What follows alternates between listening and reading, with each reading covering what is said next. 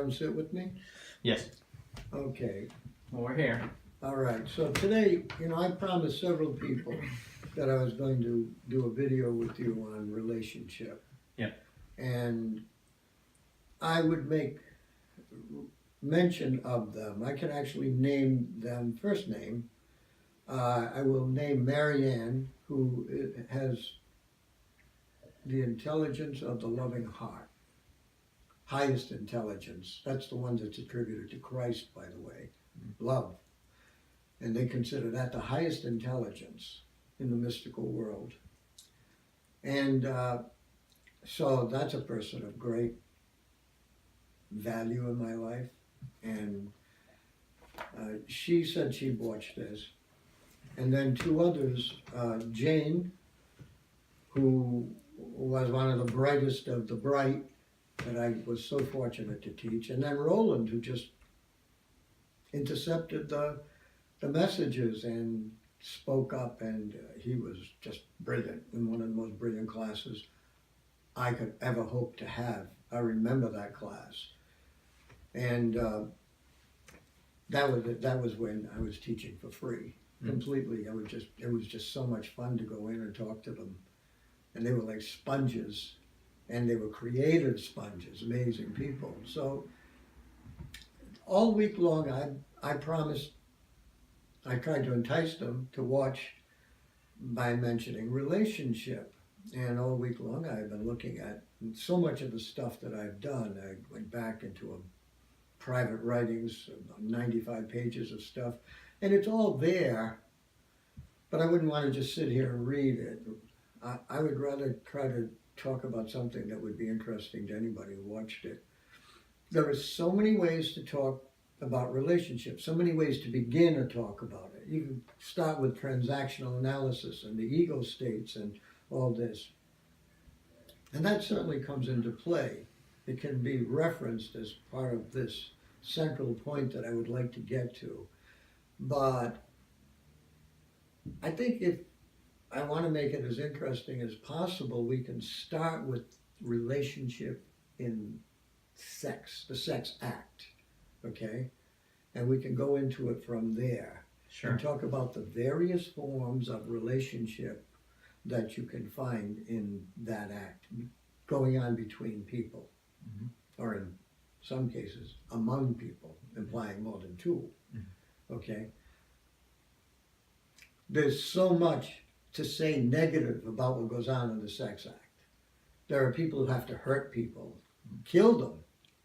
There are monsters in the world who would go to Thailand, go to Bangkok and buy a little girl, rape her and murder her. There are plenty of guys, many of them politicians, choice of the people, the super frauds. We know about that. We don't need to go into that. If anybody has any intelligence, you have an X-ray machine built into your head. I call mine a crap detector. We know that the world is what it is. By now you know that if you're one of my former students. You've gone through so much. I want to go into it. I don't know if I really want to lecture. I'd like to go back and forth with you. I need your help with this to keep me from floating off into space. All right? Sure. The easy way to talk about it is to talk about it first as, at best for a lot of people, it's a reciprocal trade agreement, like trade agreement between nations. Right. You do this for me, I do that for you. Right. We do this back and forth. But that's actually more in the mind or the perception than in the physical act itself. What makes it just a trade agreement between alienated forms, isolated forms, is that there's a sense of the separation during that time. There are some people during the sex act who blend in with the other because they have no defenses, they have no ego boundary during that act, as it should be. But there are plenty of people who do have all kinds of ego boundaries, and they're having all kinds of fantasies. I know this. They've told me. I mean, I don't want to mention some of the things the women have told me that they have fantasies about. I feel terrible for them. We are like very sensitive subjects being programmed. Women who've been raped have when they're having sex with a loved person, they're having fantasies about the rape. There's so much that's needed for the sake of excitement, okay? And there's so many aspects of what lies beneath the excitement. What makes it exciting? Well, that's where I go with all this. I don't need to go into that right away, but if I can stay on track and just talk about the different forms of relationship. There are some people who are so alienated in the relationship that it's just an act of violence, and it's certainly a fantasy. I've been told amazing stuff. Not that I had to be told, but it just reinforced what I already knew. So that is the concept of the homunculus. So that's like that's a good way to right. put it. So you're just set back. You're idealizing the situation. You're projecting your perfect circumstance upon the situation, and in almost none of that, you're actually experiencing the situation for what it really is. Yeah, that's a good point. I would, if I'm speaking to my former students, I hope by that time I had introduced them to body therapies. Perhaps I had not. I became focused on body therapies and then incorporated the purity, the philosophical basis of body therapy into my doctoral dissertation when I did the very, very refined critique of Sartre's version of the body, where I found a flaw, where I was able to pass through and go to the universe, but he was always blocked. And that's how a lot of people hated Sartre, because he said basically there's always an eternal conflict with the other. Why? Because the other can always put you into a perspective, can turn you into a thing. And even when you're turned into a good thing, it can turn internally to you. Let me use this as an example. When I was teaching a section of existentialism to my classes in college, I wrote it out so that it would come out just right. I'll try to respond in some appropriate way to it. Picture yourself, your wildest dreams have come true.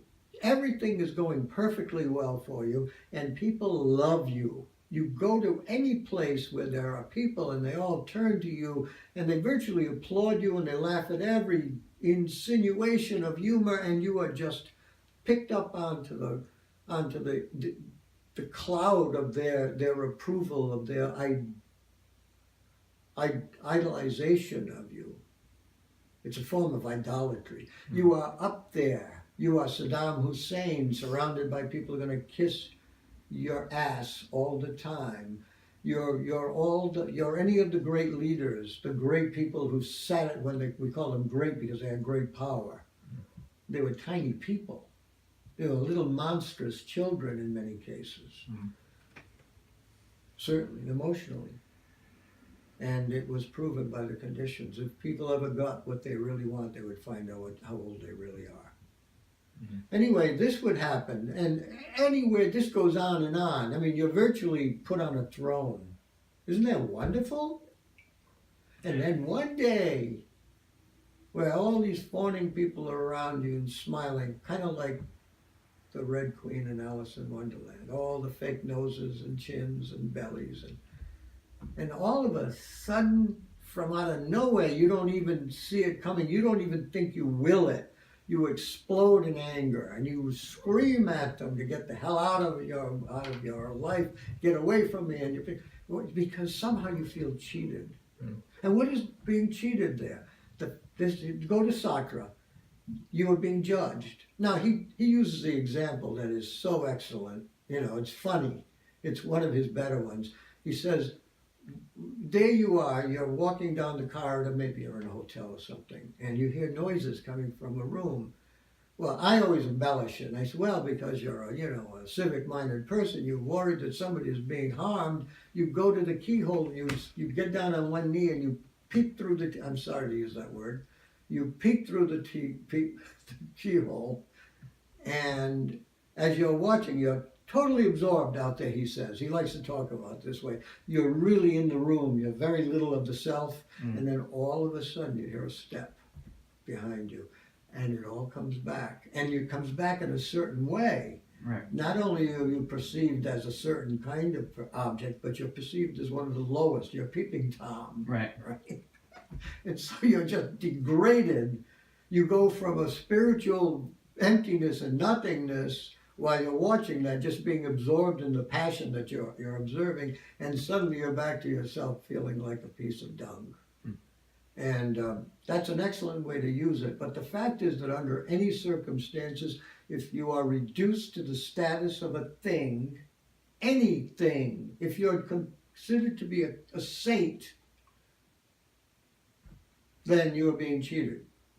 I worry, my relationship to the three people who claim that they were going to watch this today is one where they have respect and admiration for me. I'm just thinking, you know me. I mean, how many murders have we covered up for me? You know, right? I mean, the horrible things I've done. So the relationship at a fundamental level is something that can be observed.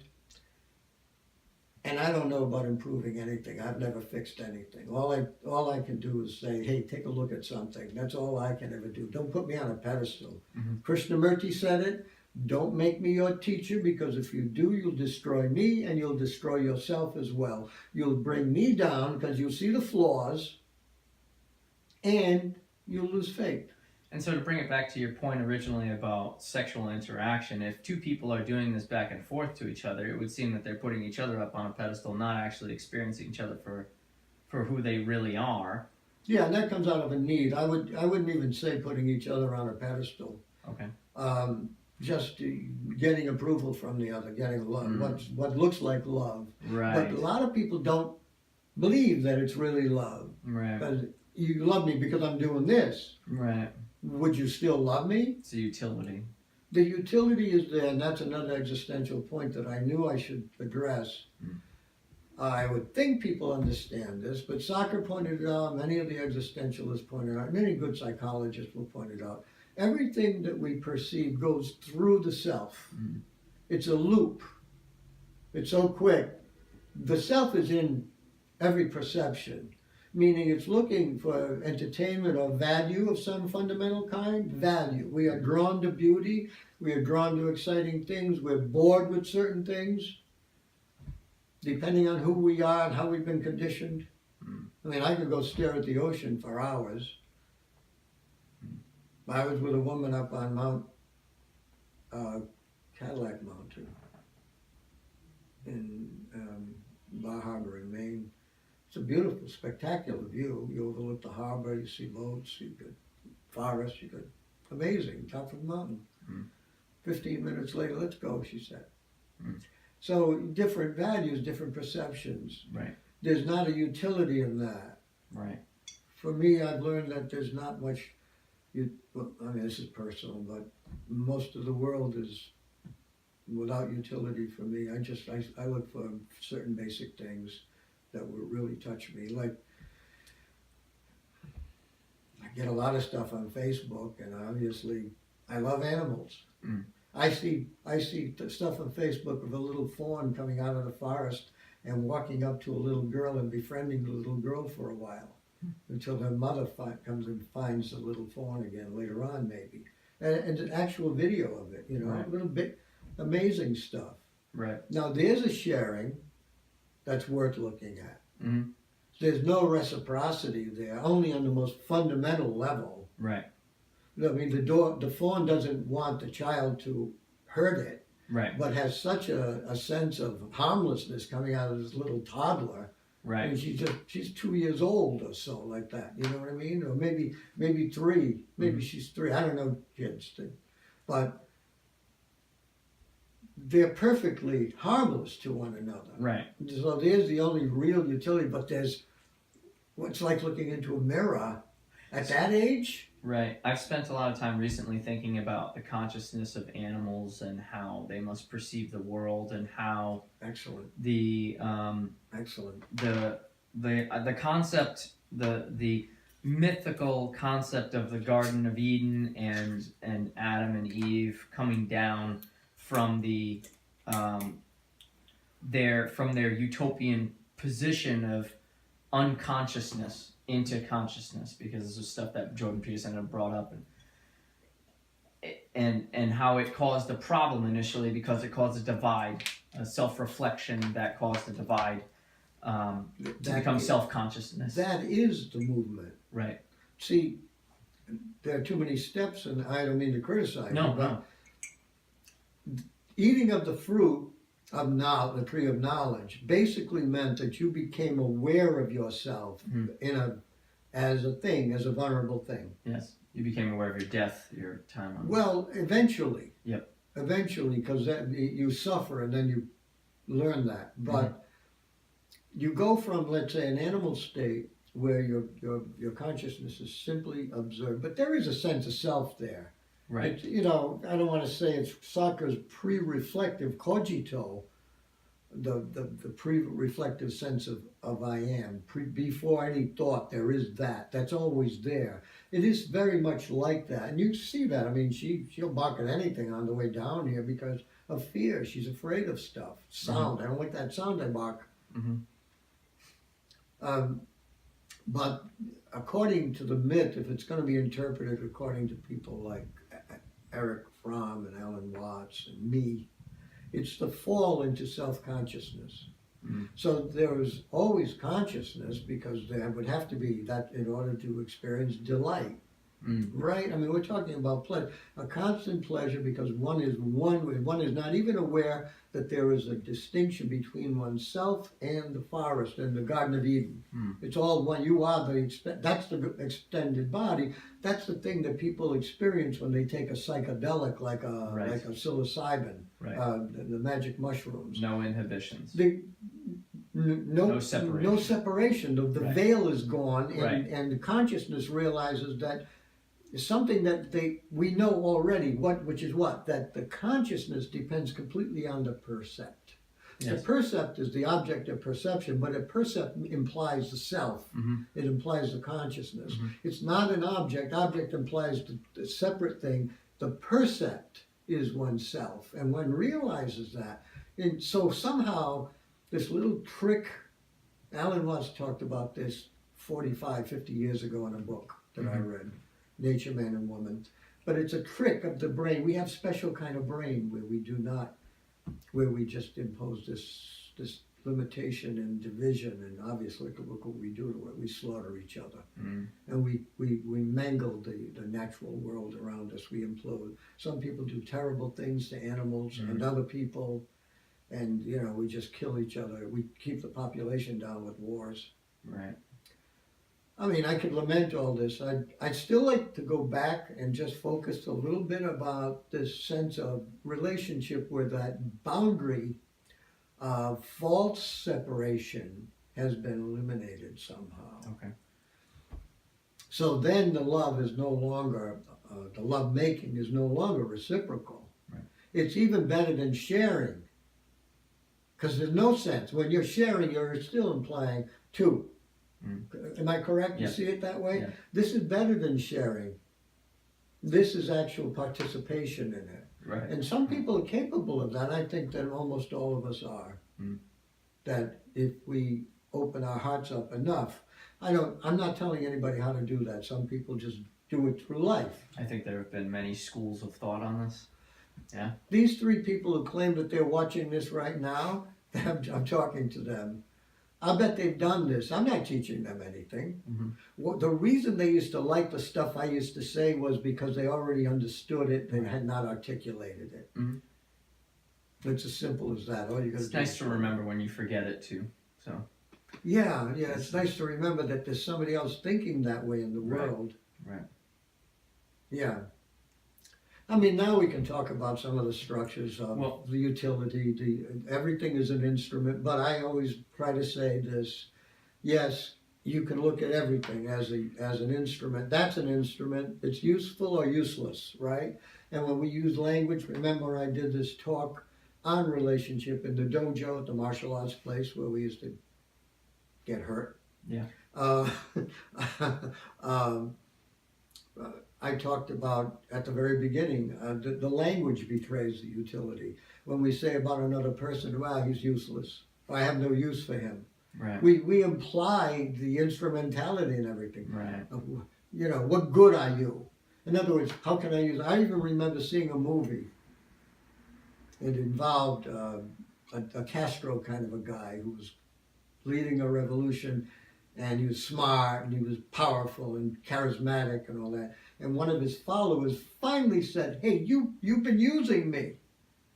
And he said, "But that's what love is." Exactly. Funny. It was excellent. Perfect example of the authoritarian personality. Right. Again, I don't want to stop picking on the authoritarian personality because you can't beat it to death.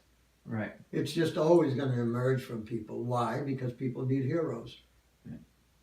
They just ended the Great War in the Game of Thrones. Mm. It was like an hour and a half of fighting. Spoiler alert. Yeah, well, I don't. Yeah, too bad, but you know it's going. Going on It's the going. inside. There's everything is killed. Everything. The dead are killed, and the living are killed, and it just goes on and on and on and on. And you even I watch productions. Yeah. Okay, I don't watch these things because I'm caught up in the story. But yes, I find the story to be interesting. What are they going to do now? I'm thinking because I'm a writer. Mm-hmm. And you know, I don't plot. They plan these things from Right. way back then. Right. I will put something together at the end of one of my books with something I said way back at the very beginning. Right. But I don't plan on it. It Right. just works its way that way. This is the advantage of being retarded. It's true. If you're retarded but you have confidence, you can do a great deal. It's really, anyway, you can tell me the name of the guy, martial artist. He could just beat anybody. It was not Masashi, not him. I don't think so. It was this. He goes to an island to fight somebody. He uses the oar. Yeah, it's Musashi. Is that Masashi? He could just beat anybody with anything, right? Yeah, he got to a point where he was so powerful that he got bored using a sword. Yeah, right. So he started using a stick. Did he start with using a wooden sword? No, he started with a sword. There's a whole book about this, like a telling of his entire lifetime. But apparently he I believe had 60 duels that he won, and the last, I want to say 20. I can't. Somebody correct me if I'm wrong. Were with the wooden sword. So 1-on-1, he beat 60 men. Did he kill them all? Yeah. Yeah. So there was a circumstance because he developed a two-sword style to defend himself against multiple attackers, where he had to use his second short sword as a Foil. but he used it in a circular fashion. It was completely unheard of because most of the time you square off with somebody when you fight them with a katana. And so he was able to cut down the guys that he was surrounded by. With his little. Yeah, with his tiny sword and his big sword. So he could kill a guy with a sword with a knife. Right, but and so to bring up Musashi and maybe something that relates to this whole thing about utility and transactional relationship, there was a story about either him or another samurai that had been sitting in the woods with a monk, and he was trying to learn from the monk, basically how to become more powerful, I believe. Mm-hmm. And a snake comes upon them. Mm-hmm. And the snake, as soon as he goes near the monk, just passes right over the monk. Just goes right over his lap. They're sitting in, like, seized-off position. Mm-hmm. And then the snake comes upon Musashi and rears back, like he's going to strike. And then Musashi looks at the snake, and the snake retreats into the woods. And it was like this epiphany moment that Musashi had, like, he could have blended and nothing would have happened. That one was harmless. Yeah. He is frightening. Yeah. So there's that transactional analysis of Yeah, that would he's be the authority. That's a myth. I mean, Right. It's but it speaks so well to the idea that the truly enlightened being is like what the Buddha used to declare about himself when he would and his Sangha, 5,000 people at one point, at least 5,000 people following him from north to south during the winter and from south to north. And although I'm pretty sure India's pretty warm all the time, but they follow the climate. And he would go to a village and he would always introduce himself as, I'm a perfectly harmless being. I love that. Right. And that's caught up in that idealization. But if anybody, and I think our three friends know this already, if you think that you can impose that on yourself, Right. as one woman said to me, she was ready to boil over because she was so unhappy with her husband and in love with somebody else. And she said, all I know is you've got to love everybody. I know, don't do that to yourself. Right. It's another idealization. So much, people are so ignorant of themselves in so many ways. You don't have to even add more to it. Right. You know? You can't impose, like a self-imposed law, I suppose, about how you should be. You just find yourself being that way, I suppose. The tantric way is to follow the truth. Right. You don't go sit in a lotus leaf. You don't go pray all the time. You just live your life. Right. That's for lazy people like me. I mean, I've done enough of my disciplines, and none has ever made a difference. It's living the life and being awake to it. If there's any difference at all, anyway. Right. You know. Right. Well, trying to impose the quiet and the silence and the peacefulness, like an emptiness, like an atmosphere that has no weight. It's like trying to do that to the ocean. Right. The ocean is, sometimes it's in great storms, but it's always in movement. And this is what you're trying to control. So the first step is to be awake to it. There's your Krishnamurti again. There's your Zen again. Lay not a finger on life, they would say. Well, wait a minute, I'm always laying a finger on life. That's right. Don't add to it. Don't try to don't be a fool and think you're good. And then some people do this. I mean, I've known, that I've had my separation from a gang of people in Massachusetts. And, I think of one guy who's so obnoxious in his own way. Yeah, he's doing Sufi dancing. He's a vegan. He's doing hatha yoga. I don't know all the other things he's doing, and he's engaging in these dialogues with these people who like to talk about consciousness and liberation and moksha and all that. Okay. There's as much ego there as ever. Right. There's maybe a great deal of delusion, which makes it even worse. Oh yes, I am an enlightened person, and yet I've known a bunch of people like that. I had people who were supposed to be friends. And the pretense is that I have created myself to be a calm and good person. Right. You haven't created anything. First of all, you're not calm. You're a judgmental person, competitive spiritually. But even beyond that, what do you ever do? Do you sit in silence? No, I go into his car and it turns the radio. There's an explosion of music. I mean, like one of the kids with the boom boxes. This is how he seeks the silence? Come on. All these things imply an alienation from oneself in relationship. There's the need to be something significant is tremendously important. I know a person who called me already today. I call him the king of broken promises, and I know he's a pathological liar. I don't want to say what he does, but his whole life is a fabric of lies. Basically stories that were true of other people that he grafted upon himself to make himself look like a hero. And lie and lie and lie and lie, to the point where I think that some of it he actually can believe. If he gets enough people to believe it, there's again your relationship idea. Yep. If you can get other people to believe that he is this, he's turning himself into a certain object in the eyes of the other. There's a madness, right? That's a madness. That's his schizophrenia, by the way. He lies to himself enough so that he actually believes that he's creating another person. So, to bring up lying, and I've come to have a tremendous issue with lying, Good. having dealt with it a lot in my life.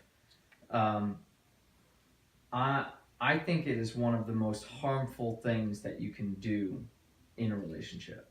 I agree. I don't understand how people believe that they could get away with it. You That end up too. lying so That many too. times that you have to lie continuously That's right. to continue the lie, and That's then and then you just you dig a hole so deep. I think psychologically in yourself that you must feel completely lost at the end of it. I would think so, and I've known some people very close up who've just been terrible liars to me. Mm. There's a great deal of lying that goes on between people. There's another aspect of relationship if you want to look into it. But it all comes from the sense of what? Selfishness. Right. The liar is trying to promote something with the lie. Mm-hmm. I could go into this. I've known people on a very personal level. I knew one woman who lied all the time to make people feel sorry for her, always trying to present herself as poor me. Mm-hmm. Be kind to me. Yeah. And I guess sometimes it worked too. You learn that early.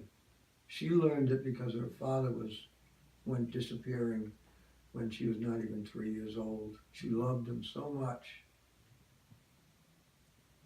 They were so close. And then suddenly he disappeared, and then by the time she was 3.5, he was killed in the First World War. Mm. So, for the rest of her life, she saw herself as a victim. Mm-hmm. And so the lies were, I think, two-headed at least. They were dedicated to the idea of promoting a poor me and therefore be good to me kind of image, and then also just getting her way. Anyway. Could we go into conflict and conflict resolution a little bit? You can talk about it. I don't know how to resolve conflict except to do one thing. Something I learned on the fly years before I ever studied transactional analysis. Transactional analysis teaches you there are 3 fundamental ego states, and each one has the other 2 incorporated into it. Mm-hmm. The parent ego state, the adult ego state, the child ego state. Start with the adult ego state. That's the one that's operating now. We're having a conversation that's rational. Adult, it's reasonable, rational. It's objective as possible. It looks at something and says, why is he doing that? The parent ego state can be very overbearing, can be authoritarian, can be full of judgment, can be also sweet and helpful. You fall, you go, oh, you poor dear, let me help you. Mm-hmm. Or otherwise it can be, you stupid person, I'm so ashamed of you. So parent ego state is essentially, obviously the one that people hate the most.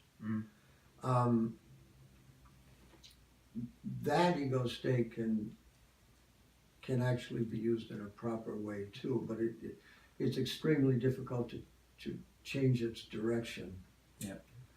The child ego state is the one that's spontaneous and lovable and laughing and playful and full of fun and full of life, and also can be so obnoxious, demanding and overbearing, and we do see the child ego state in the emotional development of people. We know that some people are very, very young emotionally, and when certain buttons are pushed, those emotions are triggered, and they fall back into that state where they're emotionally driven, but they could by now could have a strong intellectual life, and so they could be good lawyers and people like that, and go into court and play the game, right, and be smart, and yet still be coming out of a very prejudicial place.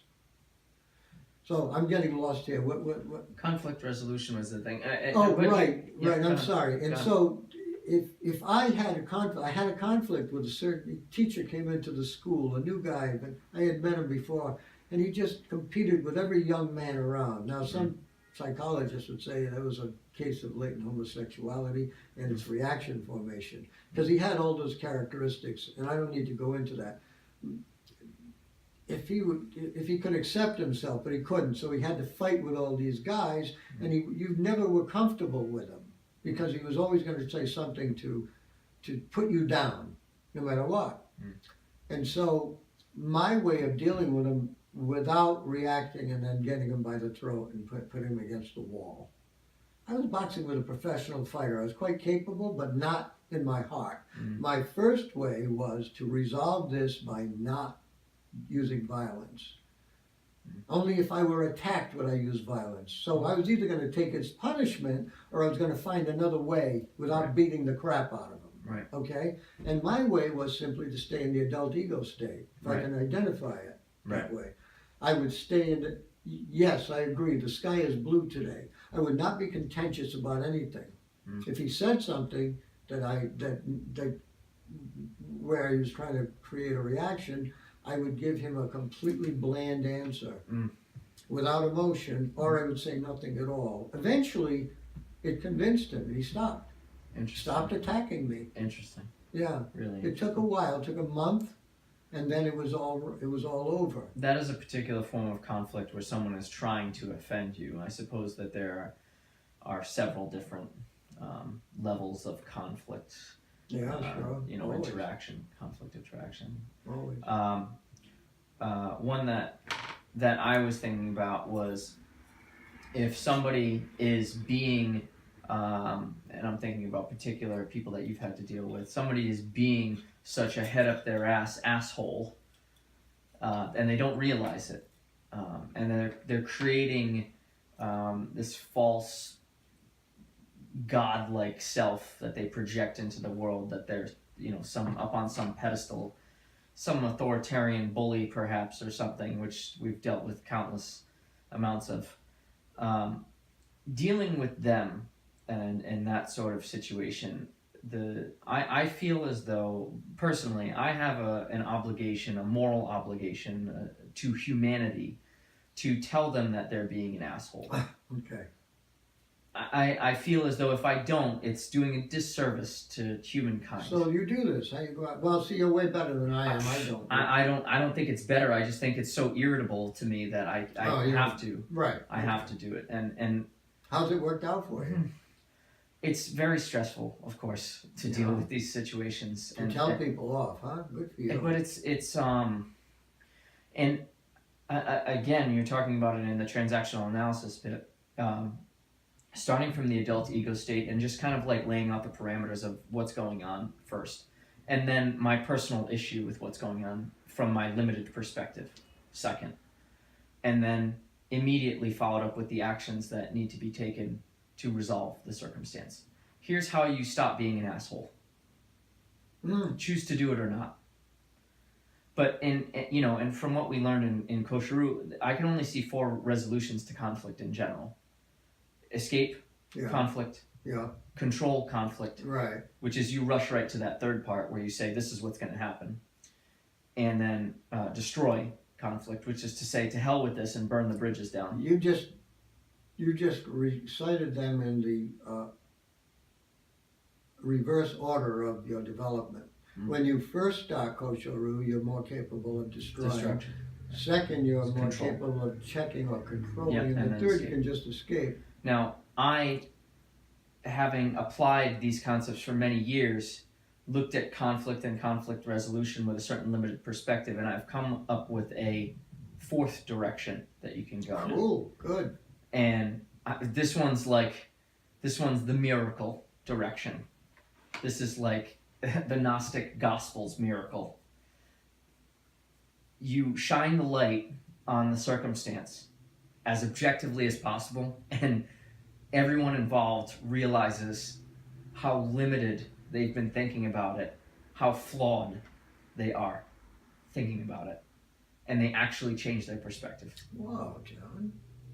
I've been hoping all along that you will go past me in this life, and you've already done so with that, because my way was always to go the watercourse way. I was just trying to survive. When I was a kid, I just don't want to do this. I mean, I had some fights when I was a kid, and I had to fight when I was teaching in the high school because I got jumped 5 times. And I was a very different person then, but on the outside, it would take a great deal to get me to fight. Yeah. Yeah, and I mean, I think, you know, when the time comes to do it, you have to for self-defense purposes, but that's not most circumstances. No. And that's the problem that I think, the toxic problem that can get enhanced with something like self-defense is that you think that, you know, if you learn how to use a gun, you think a gun is the answer to friggin' every issue that you come across, that everything's a nail to the hammer type deal. Yeah. Right? And so you just learn how to hammer nails, and that's not really, that's not a full spectrum on how to deal with confrontation, right? So I don't know, I've done my best to present each option, and most of the time I don't try to take control of conflict, but sometimes there's just an interjection just has to happen. Well, if you can do it, I think that you probably present yourself to the people that you have to deal with in a position of strength anyway, because you're stronger than a lot of them and you're in better shape, and I know that you're capable of being a very good martial artist. I've seen you. So you can take a different point. And I think it's probably proper for you, but you're not harming them. You're just using the authority that you already have, and you're yelling at them. See, I could never really tell people what to do. The only thing I ever said to people was pay attention. You know, the only certainly that's part one. Well, it's part one, but for a lot of people, it never goes beyond that. It's right. like a rocket ship that never takes off. Right. But at least get the engines firing so that maybe something will happen. The universe will give you a break. Right.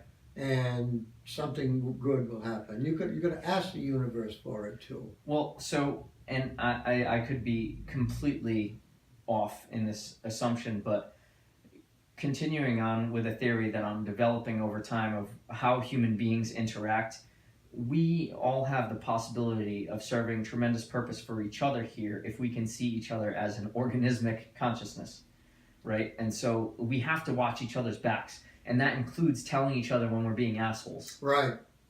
I agree, John. If that's your way, then fine. You could probably put a label on that. Maybe we can put a label on this today too.